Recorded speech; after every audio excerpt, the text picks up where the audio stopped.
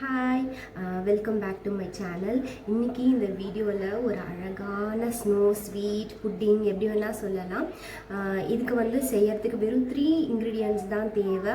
ஒரு 5 மினிட்ஸில் நீங்கள் ஈஸியாக செஞ்சிடலாம். இதை நான் ஆல்ரெடி செஞ்சுட்டேன், உங்கள்கிட்ட காமிக்கிறேன்.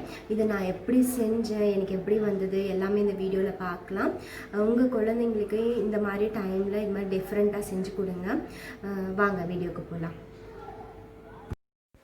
ஸோ ஒரு கடாய் எடுத்துக்கோங்க. நான் வந்து இப்போது 300 ml பால் எடுத்துக்க போகிறேன். நீங்கள் வந்து எவ்வளோ அளவுக்கு தேவையோ அந்த அளவுக்கு, ஒரு நிறைய பேர் இருக்காங்கன்னா அதுக்கேற்ற மாதிரி எடுத்துக்கோங்க. ஸோ இப்போ வந்து நான் 150 ml, ஸோ 150 ml 2 பால் பேக்கெட்டு, ஸோ 300 ml நான் ஊற்றிக்கிட்டேன்.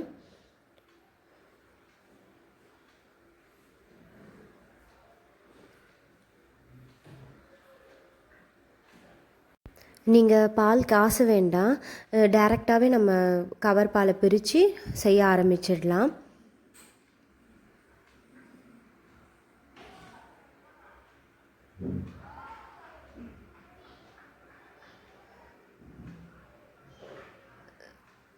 இப்போது பால் ஊற்றின பிறகு இதில் இன்னும் ஒரு 2 இன்க்ரீடியன்ட்ஸ் வந்து நான் சேர்த்து கலக்க போகிறேன். என்னென்னு பார்க்கலாம். இதில் ஒரு ஸ்பூன், நல்லா ஒரு பெரிய ஸ்பூன் எடுத்துக்கோங்க.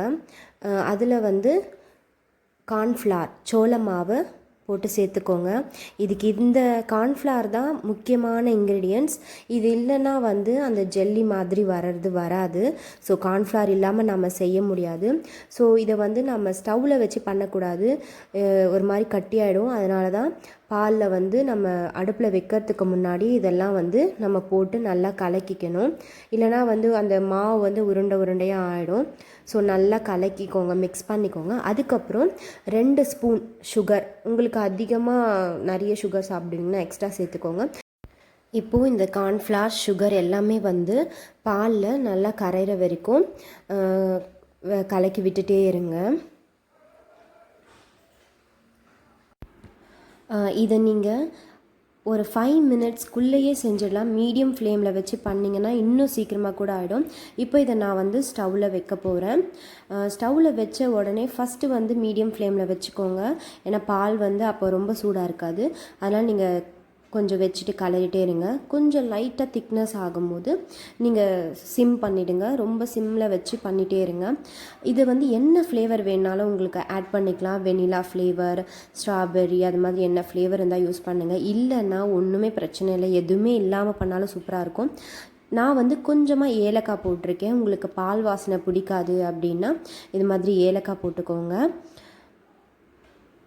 ஸோ ஏலக்காய் போட்டுட்டு கலரிட்டே இருங்க. இதை கலர்றதை மட்டும் நிறுத்திடாதீங்க. கலர்றதை நிறுத்தினீங்கன்னா நம்ம மாவு சேர்த்துருக்குறோம் இல்லையா, அதனால் வந்து அப்படியே ஒரு மாதிரி உருண்டையாக ஆகிடும். ஸோ நீங்கள் கலர்றதை நிறுத்தாதீங்க. அதுக்கப்புறமா இறக்கிறதுக்கு ஒரு நிமிஷத்துக்கு முன்னாடி 1 ஸ்பூன் நெய் விட்டுக்கோங்க. நெய் இல்லைன்னா பரவாயில்ல, எண்ணெய், வெண்ணெய் எது இருந்தாலும் நீங்கள் 1 ஸ்பூன் விட்டுக்கோங்க. அவ்வளோதான். இப்போ பாருங்கள், நல்லா வேறு மாதிரி முதல்ல இருந்ததுக்கும் இப்போ இருந்ததுக்கும் டிஃப்ரெண்ட் தெரியும். ஸோ திக்காகிடுச்சு. இப்போது இதை நம்ம ஸ்டவ் ஆஃப் பண்ணிவிட்டு நம்மளுக்கு எந்த ஷேப்பில் வேணுமோ தட்டில் கூட ஊற்றி வைக்கலாம். தட்டு, ஸ்டீல் கிண்ணம், பிளாஸ்டிக் கிண்ணம், அது மாதிரி எதில் வேணாலும் வச்சுக்கோங்க. நான் வந்து இது மாதிரி பிளாஸ்டிக் எடுத்து அதில் நெய் தடவிருக்கேன். இப்போது இதில் வந்து நெய் தடவினீங்கன்னா கொஞ்சம் ஈஸியாக வந்துடும், அதனால் நான் தடவிருக்கேன். இதில் நாம் மாற்றிக்கலாம். இதெல்லாம் நீங்கள் முடிஞ்ச வரைக்கும் ஸ்டீல் எடுத்துக்கோங்க. ஸ்டீல்னால் வந்து நம்ம ஒட்டாமல் ஈஸியாக எடுத்துடலாம். கண்ணாடி பவுல் இருந்துச்சுன்னா இன்னும் ஈஸி. ஸோ இது வந்து ஃப்ரிட்ஜில் வைக்க போகிறோம். ஃப்ரிட்ஜில் வந்து ஃப்ரீசரில் வைக்கக்கூடாது, ஞாபகம் வச்சுக்கோங்க. வெளியே வச்சா போதும். ஃப்ரிட்ஜில் வைக்கிறதுக்கு முன்னாடி இது கொஞ்சம் நல்லா ஆற திக்காகிடும்.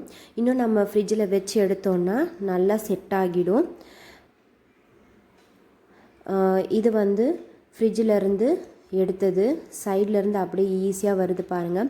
நீங்கள் ஸ்டீல் கண்டெய்னர் அது மாதிரி யூஸ் பண்ணிங்கன்னா இன்னும் ஈஸியாக ஒட்டாமல் வெளியே வந்துடும். இதை எப்படி எடுக்கலான்னு பார்க்கலாம். நான் வந்து கேமரா ஆன் பண்ணாமே ஒன்று எடுத்துட்டேன் சீக்கிரமாக.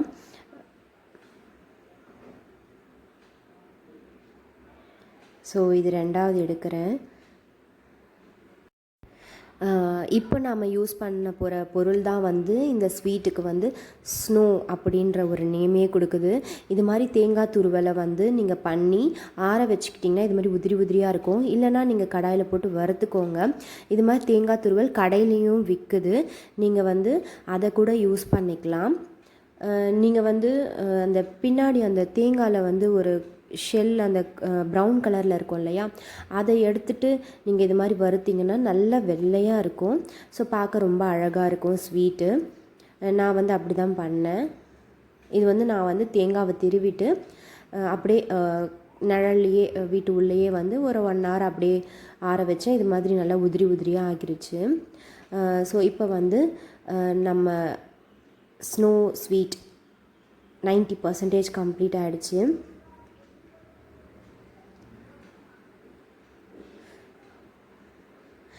இதுக்கு மேலே வந்து நாம் கிரேப்ஸு, செர்ரி, என்ன நட்ஸு எது வேணாலும் வச்சுக்கலாம். ஸோ ஜஸ்ட்டு கலர்ஃபுல்லாக இருக்கணுன்றதுக்காக தான் நான் வந்து ஆரஞ்சு மிட்டாய் இருக்கு இல்லையா, அதை வைக்கிறேன். ஏன்னா வந்து இப்போ என்னால் செர்ரிலாம் வாங்க முடியல. ஸோ என் வீட்டில் இருக்கிற சில பொருளையும் நான் யூஸ் பண்ணிக்கிட்டேன். ஸோ இது மாதிரி கிரேப்ஸு, செர்ரி அது மாதிரி வச்சு டெக்கரேட் பண்ணிக்கிட்டேன். இது எப்படி இருக்குதுன்னு மட்டும் நான் காமிக்கிறேன் பாருங்களேன். நான் தட்டை ஆட்டும் போது அப்படியே ஒரு ஜெல்லி வந்து எப்படி ஆடுமோ அது மாதிரி ஆடுது பாருங்கள். ஸோ அவ்வளோ சாஃப்ட் இது. ஸோ நான் டேஸ்ட் பண்ண போகிறேன். ஸோ இது எப்படி தெரியுமா இருக்குது, ஒரு ஜெல்லி மாதிரி இருக்கு. பால்கோவா மாதிரி இருக்குது, சூப்பராக இருக்குது. ஜெல்லி மாதிரி நீங்கள் கடையில் வாங்குவீங்கள்ல கலர் கலராக ஜெல்லி, ஸோ அது எப்படி இருக்குமோ அது மாதிரி இருக்குது. செம்ம டேஸ்ட்டு. இந்த தேங்காய் அது மாதிரி செம்மையாக இருக்குது. இந்த வீடியோ பிடிச்சிருந்தா சேனலை சப்ஸ்கிரைப் பண்ண மறக்காதீங்க. பாய். வீடியோ பார்த்ததுக்கு தேங்க்யூ.